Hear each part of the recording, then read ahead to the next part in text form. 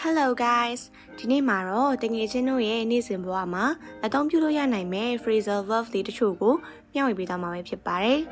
Di ni khau video ma pya pya ke dai phrasal verb sura ga ro kariya takku khu ye naw ma kariya witedana phit se wibab phit se thai lai de kha ma eri kariya ye adibay ka long wa pyaung le twa si de sakalong myo ko phrasal verb lo khor ra be phit pare. Upama look look ဆိုတဲ့ verb ကပုံမှန်ဆိုရင်ကြည့်သည်မြင်သည်ဆိုတဲ့အဓိပ္ပာယ်ရှိပေမဲ့ int ကို into ဆိုတဲ့ preposition ကိုအနောက်မှာထည့်လိုက်တဲ့အခါမှာတော့ look into ဆိုတဲ့စကားလုံးဟာစုံစမ်းစစ်ဆေးသည်ဆိုတဲ့အဓိပ္ပာယ်ထွက်သွားတာမျိုးဖြစ်ပါတယ်။ကဲဒါဆိုရင်တော့ကျမတို့ရဲ့နေ့စဉ်ဘဝမှာအသုံးများနေတဲ့ phrasal verb တွေကိုကိုယ့်ရဲ့ daily conversation တွေမှာအသုံးပြုလို့ရနိုင်အောင်ဆက်ပြီးတော့ညှိပေးသွားမှာဖြစ်လို့ဒီဗီဒီယိုလေးကိုအဆုံးထိကြည့်ရှုပေးကြပါအောင်ရှင်။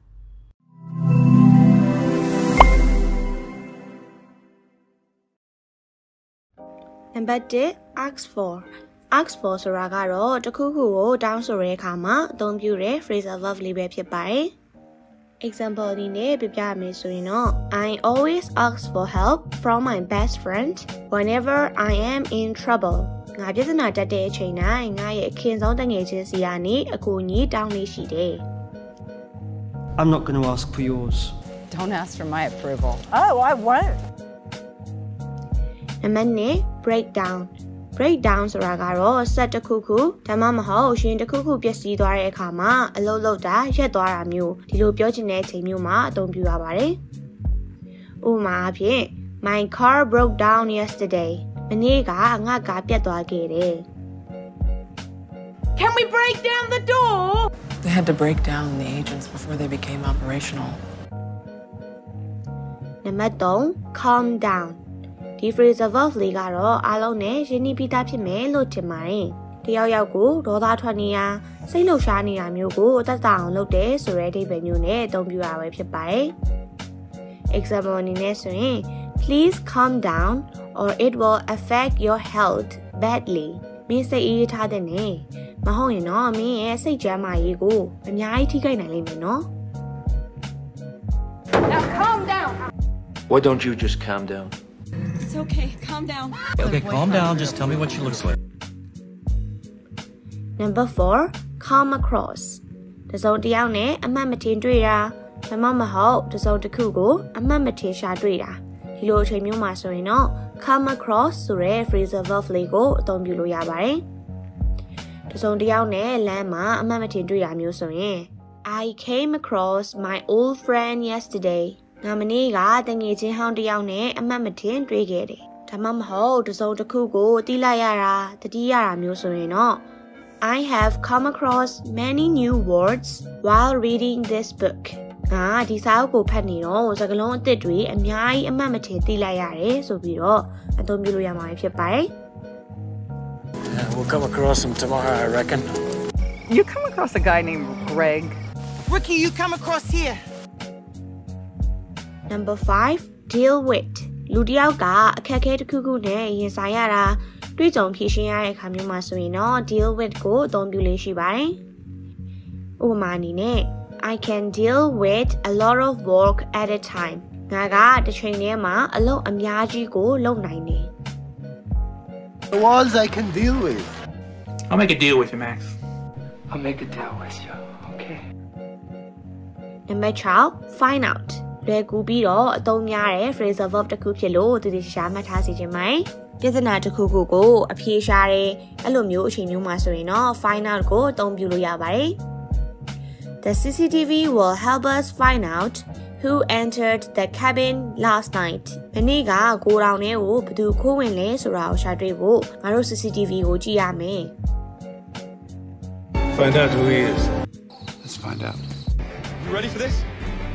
Let's find out. Number 9 give up ကတော့အရှုံးပေးတယ်ရှုံးတာကိုလက်ခံတယ်ဆိုတဲ့အဓိပ္ပာယ်နဲ့အသုံးပြုလို့ရပါတယ်ဥပမာအနေနဲ့ Failures are a part of life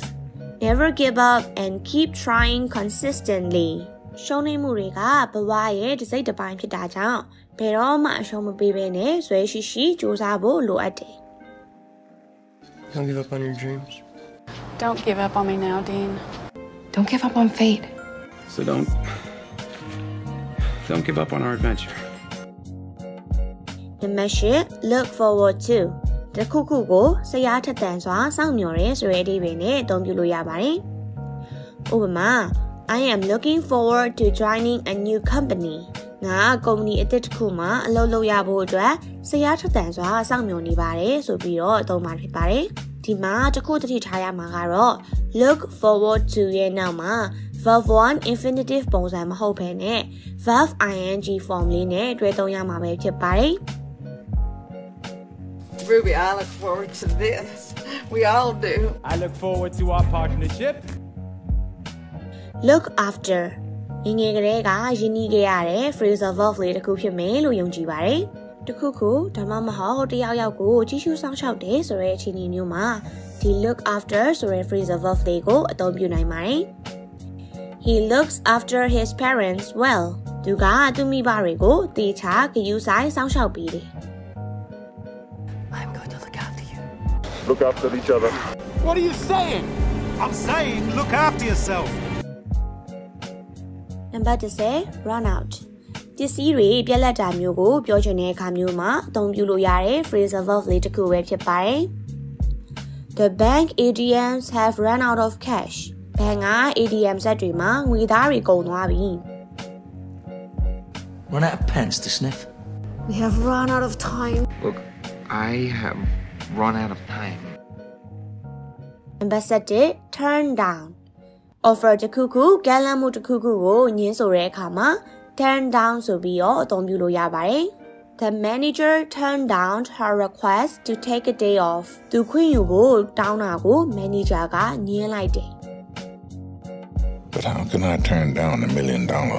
I never turned down a job. Which they are most likely to turn down. ကဲဒီနေ့ပြပြပေးတော့တာကတော့နေ့စဉ်ဘဝမှာအသုံးပြုတဲ့ပြောဆိုလို့ရတဲ့နေရာမှာအသုံးဝင်စေမဲ့ phrasal verb လေးတချို့ပဲဖြစ်ပါတယ်။ phrasal verb တွေကပြောရမယ်ဆိုလို့ရှိရင်အများကြီးကျန်ပါသေးတယ်။တကယ်လို့တငယ်ချင်းတို့ကဒါဒီလိုမျိုး phrasal verb တွေကိုလေ့လာဖို့အတွက်စိတ်ဝင်စားရဲဆိုရင်တော့ comment မှာကိုစိတ်ဝင်စားတဲ့အကြောင်းကိုရေးခဲ့ပေးပါနော်။အကယ်၍စိတ်ဝင်စားတဲ့သူများရဲဆိုရင်တော့တငယ်ချင်းတို့အတွက်အရန်ကိုအသုံးဝင်စေနိုင်မဲ့ phrasal verb တွေကိုနောက်ထပ်ဗီဒီယိုတွေအများကြီးပြုလုပ်ပြီးတော့ရှင်းပြပေးသွားမှာဖြစ်ပါတယ်။ဒါမှမဟုတ်တငယ်ချင်းကအင်္ဂလိပ်စာကိုခုမှစပြီးတော့ကျွမ်းကျင်နေတဲ့ဒီလေးလာစင်ပေမဲ့ဘယ်လိုလေးလာမှမသိဘူးဆိုရင်တော့ဒီနားမှာပြထားတဲ့ဗီဒီယိုလေးကိုမဖြစ်မနေဝင်ကြည့်ဖို့အတွက်လိုအပ်ပါလိမ့်မယ်။ဘာကြောင့်လဲဆိုတော့ဒီဗီဒီယိုလေးမှာလုံးဝအခြေခံကနေကျွမ်းကျင်တဲ့အထိဘယ်အချိန်မှာဘာကိုဦးစားပေးပြီးတော့လေ့လာရမလဲဆိုတာကိုသိစိတ်ပြပြပေးထားတာဖြစ်တဲ့အတွက်ဝင်ကြည့်လိုက်မယ်ဆိုရင်တော့တငယ်ချင်းအနေနဲ့လုံးဝနောင်နာမရစေရဘူးလို့အမှားခံနိုင်ပါတယ်ရှင်။ကျမတို့ English Notebook Channel ကဗီဒီယိုလေးကိုအဆုံးထိကြည့်ပေးတဲ့အတွက်ကျေးဇူးထူးပဲတင်ရှိပါတယ်။ See you all again in the next video. Bye bye.